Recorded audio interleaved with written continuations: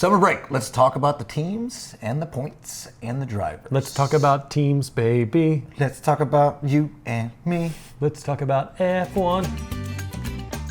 Formula One might be on a break, but USF1 is here bringing you entertaining content till racing returns. Now your hosts, Nicky and Cookie. Take it away, boys. Welcome to the United States of Formula One. Cookie. Nicky. And we, during the beautiful summer break, going to bring you a special episode, just kind of breaking down where the drivers are at 14 races in. I want to talk about the intro. So you know that the intro, summer break, Yes. Boogie's girl, Yes. beautiful. What's her name again? What's her assistant's name? Callie? Callie. Like the state? Like California? Callie. Well, I just want to say hi, Callie. Sorry, I'm married. But he's single.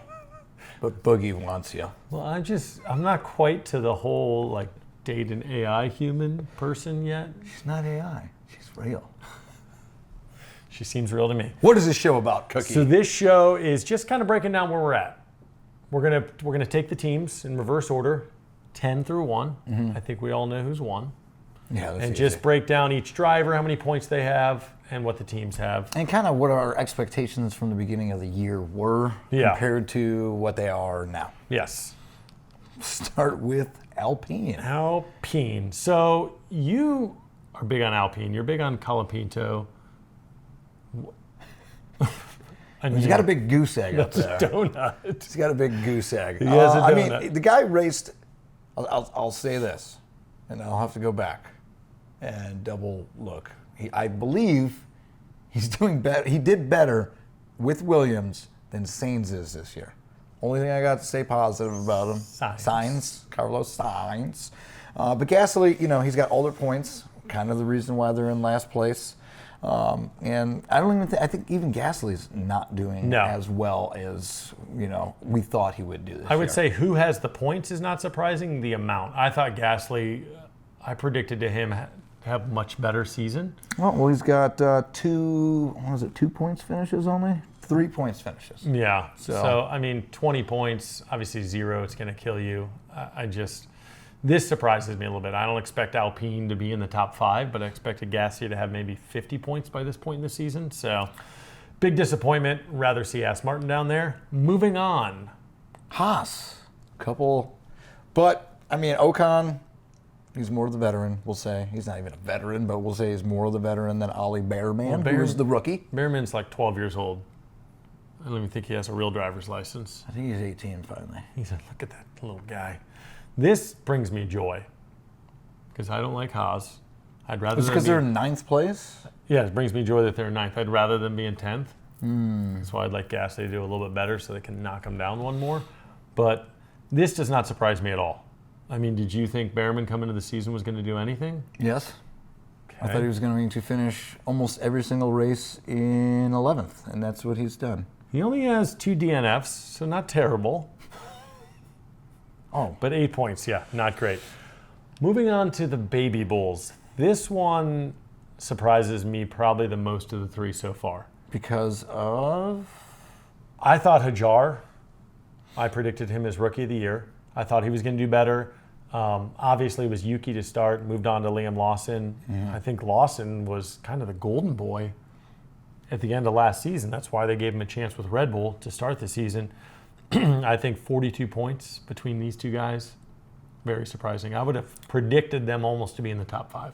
Well, Lawson, shaky start with Red Bull. We all know that. Right. I'm sure it had to take him a few weeks to get his demotion, which is actually more of a promotion because of that car. To be 2 points down from Hajar, I think he didn't get any points at all with Red Bull. I could be wrong, but I don't think he did at all. No, 0. Granted, he raced 3 races. Thanks a lot. Whatever. Now, this rivalry, teammate rivalry, do you think Hajar can still finish ahead of Lawson? I would have said yes for sure 3-4 weeks ago. I think I think Lawson's going to finish ahead of him. Okay. I do. He has Mainly more because experience. of the 2 last races of him just now he's getting points and knows how it feels. He's getting momentum. He's getting some points. I thought right when he came over from Red Bull, I thought he was going to do well. He was getting back into the car he was familiar with from the year before. Surprised me that he took him that long to get going. I don't know if there's a bunch of changes to the car, or his confidence was shot. But I think he's getting back on track, and I could see Lawson almost doubling Hajar's points by the end of the season. Ooh. Not that that's very hard. It's not like doubling 100 to 200. It's from 20 to 40. So. I like these little in-team battles so that we can talk about them later on and just see who won out of the 2 racers. Because really, that's what you want to be, is ahead of your teammate. Right. So this will be fun. This one's super close. I like it. I'm not really rooting for either one. I like both drivers. Yeah, I'm excited to see how that ends. And we, not to go back on Lawson, but I think 4 or 5 weeks ago, thought that maybe he was going to have a done career. I think that he has shown now that he can stay in F1. It's only 2 races, but 20 points. You're building consistency. He has 20 points, yes. Your favorite team on the grid? Ooh, I kind of have some green in the shirt. I almost look like I'm wearing a kick Sauber right here. It's Beetlejuice Sauber. Bortoletto and your boyfriend. Nico, obviously, the podium Yes. projected him huge points, but he had 4 out of the, what was it? He had 4 races in a row with points. He's kind of He gets on the podium. Yeah, huge. struggling the last 2 a little bit, kind of getting back to his usual out in Q1, and then, maybe he moves up to 13th, 14th, but it's not going to do much for you. Gabe has been the surprise. 14 points. I think he'll finish in the maybe, if he keeps going the way, I think he's going to be in like the high 30 range. So you don't think there's any chance he could pass Hulkenberg in the next 10 races? I don't think so. I think with that car, we have to apologize because I didn't think they were going to score 1 point this year. I felt bad for Hulkenberg because I was like, if there's going to be somebody who's going to score a point for Kick Sauber, it's going to be Nico Hulkenberg. And this team has showed. I'm speechless. Yeah, well, what was it? It wasn't until the final race last year until they got a second to last race that they even got their first point last year. But Hulkenberg alone, he's just as steady as a veteran. If there's rain, he's going to do well. You saw that in the first race. In the top 10. Saw that in the podium. Right now in points. So huge. And he usually is, even with Haas, I think he was always in the top 10. Typically, he was always in the top 10. So. And you've predicted maybe Gabe to be the Rookie of the Year. I think which so. No one thought at the beginning of the year. A lot can change in the last races to come. A lot can change. We got 10 left to go. Yep. Just a little over halfway. They're tied. It is exciting. Like, I don't even want to talk about Aston Martin. I gotta go with the legend, the veteran. I gotta take Alonso. They both look good in Hungary. They did. They really did. It was kind of frustrating for me, but I think it's cool. Great parity here. Teammates, both old as hell, tied in points. Stroll's not that old. I don't know. Actually, I couldn't even tell you. I think he's late 30s. He might be 52. Look at him. He looks like a lonely, sad dog that hasn't been pet in a long time with that nappy hair. Yeah. I know we dog him a lot. He's still an F1 racer. It's got to be hard. I know Daddy's got a lot of money and we're a little upset about it, but all these daddies, every team have a lot of money. You're not in F1 if you don't come for money. No. But at the same time, I don't think we're going to build any hate from viewers by saying that Lance Stroll sucks. I don't think anybody likes Lance. Is there any Lance Stroll fans out there? There's a couple ladies. Yeah. There's all ladies. Well, he's not attractive, so I don't understand that either. Yeah, speaking of, hopefully we don't make this, when we talked about Norris, you got us a lot of hate when we talked about Norris's girlfriend showing up. Everybody, she was only at one race. Like, we're just joking. Yeah. It's just, my joke was whether or not his mom or his side piece was more of a distraction and the reason he had a problem. 27, all from women. 27 comments, all from women. Moving into the top 5. Oh boy, here we go. This is disappointing. Well, only for one racer though. Williams is not supposed to be in the top 5. That's supposed to be Aston Martin. So they're doing a little better than where the preseason they were predicted to finish, but it's all Albon. It is. And I mean, Sainz, he's a veteran. He's a stud. He comes from Ferrari. You think that he's going to do? You said he needed 5 races. 5 races. And on the 5th race, he came in 8th place. And if you look, 5th, 6th, 7th, 8th, he got points in 4 straight races, but it was 9th, 8th, 10th. So he's just picking off little peanuts. Yeah. And Albon started the season strong as hell, but he's kind of faded too. I mean, he's 3 DNFs in a row, then he gets a couple of points, and then 15th this week. So do you think they're going to stay in 5th? Is there any chance Aston Martin passes them? Yeah, if Aston Martin races like they did in Hungary, they'll pass them for sure. So, and I don't know what's been going on with them, but they need to fix something. And and Sainz, is that his name right? Yes, you said it. Needs to step up. Something needs to happen. Maybe it could be the fact that maybe they're just everybody's waiting for next year. But they're still this year. I know. I mean, that's like the Cleveland Browns mentality. There's always next year. I mean, this is... Yeah, I agree. Yeah. So, is this the biggest surprise? What? No. The biggest surprise is that... 4th place? 4th place is huge. Yeah, I mean... But that's the biggest surprise to me, is that they're in 4th. Now, I understand Lawson didn't do anything for him. Yuki has done nothing for him. He's all alone. But even Verstappen... Well, he's got 187 points. A 5th, a 4th, now a 9th after a DNF. I mean, that's not Max Verstappen. Last 4 races, DNF, 5th, 4th, 9th. Yeah. You think he's given up too? You just claim everybody's quitting. Everybody's just quitting. Formula One's done. Verstappen doesn't know how to quit racing. Right. But when you have Yuki Tsunoda as your teammate, getting you 10 points, it's a little hard to care as far as with your team. I mean, you're just by yourself. Yeah, but like you said, they can be buddies, but they're also rivals. So I don't know. I think he still has that fight in him. I think after this summer break, I wouldn't be surprised if I predict him to win the first race out of the summer break. You do that. I won't be doing that. Top 3 time, and who else is going to be 3rd but 3PG? 3rd place, George Antonelli.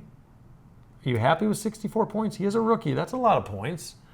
Yeah, I'm not happy with. I mean, he's got a lot of DNFs on the board. Those all came, in that first 5-6 races. It's like he's locked up Rookie of the Year. Yeah. Locked it up, and then now DNF.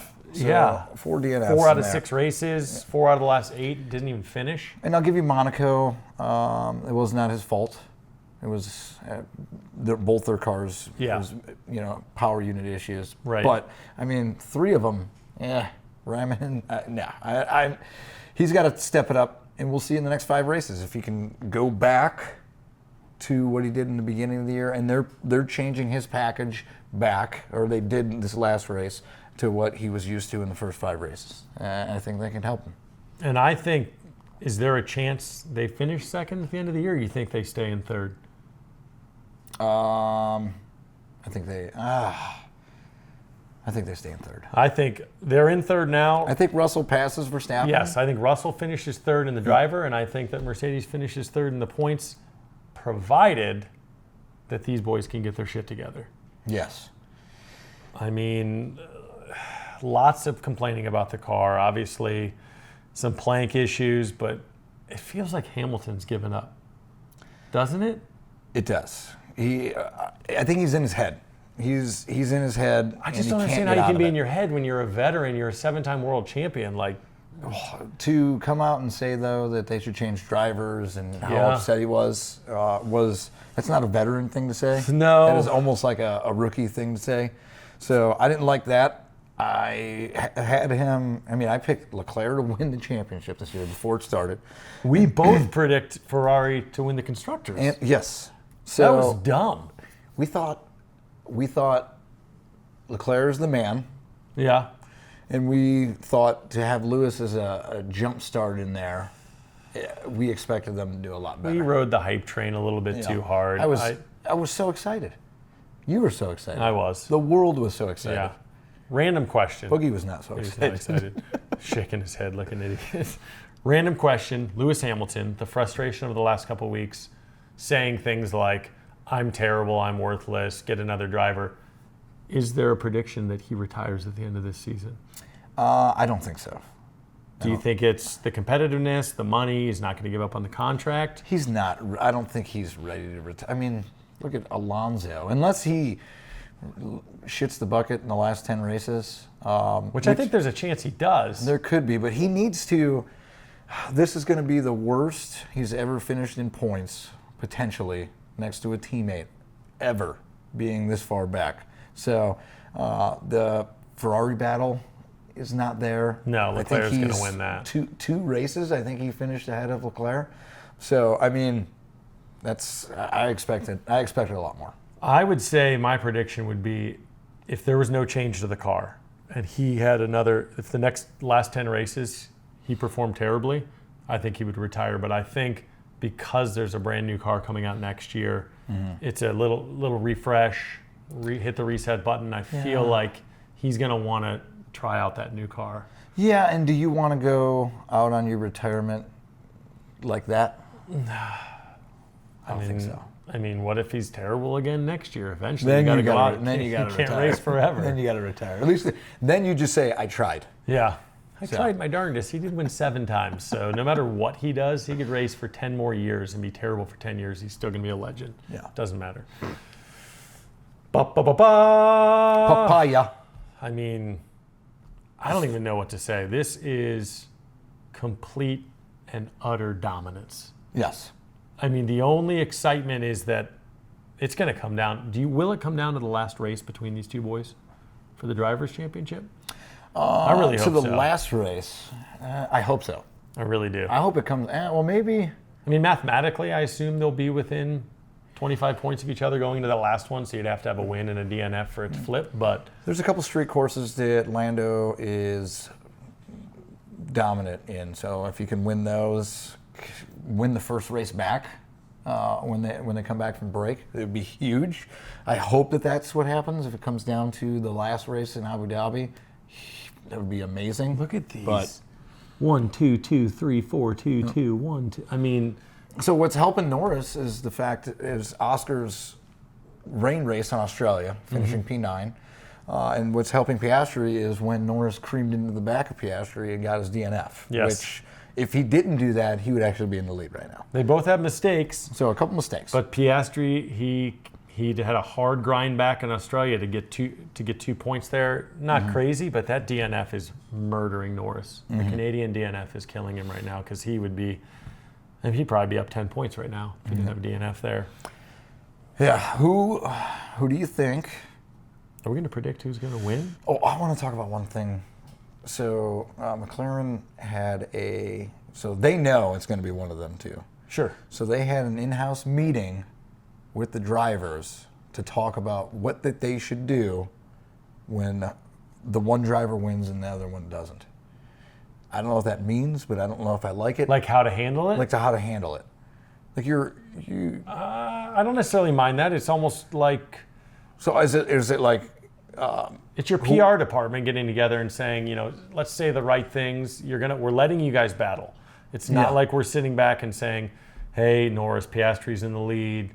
Give up a spot. They're letting them race, and now they know even if they crash into each other, it doesn't matter because they've locked up the constructors basically. So they're going to truly let them battle.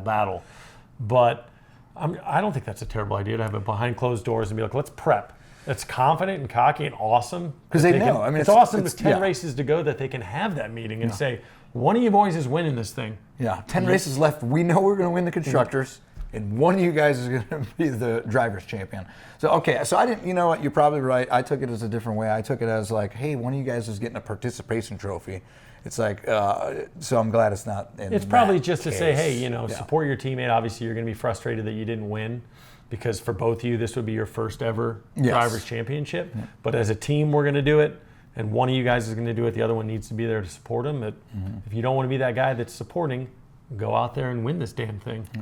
So, prediction-wise, who do you got, Piastri or Norris? This is hard for me because This is very hard.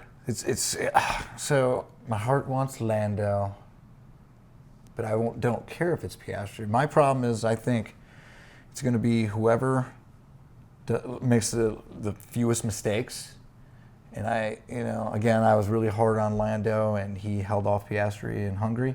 But he needs to not make as many mistakes as Lando But that does. kind of goes with racing. I think Piastri makes less mistakes. I think so. You're saying Piastri. I agree with you that Piastri makes less mistakes, but I think Lando is a little bit more drives on the line. Like you're gonna make mistakes when you drive a little harder.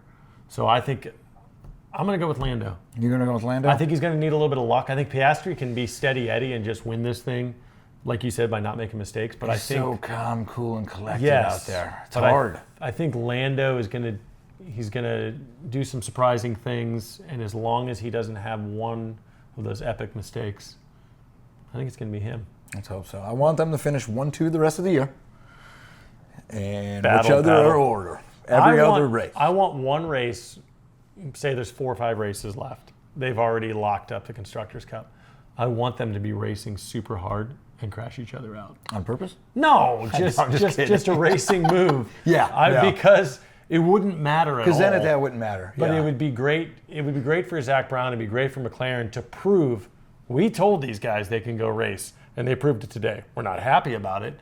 They wrecked each other out, 2 DNFs when we should have had a 1-2. But yeah, I mean, I just think that just adds to the hype of just go get it, boys. If that happens, and it very well may, but I also am rooting for the first time ever 1,000 points. So it's hard. Whatever happens, happens. I don't really care about the 1,000 points. I want to see some good racing by Lando, by Piastri, against each other, crashing, not crashing, 1-2s, all of the aboves. Love it.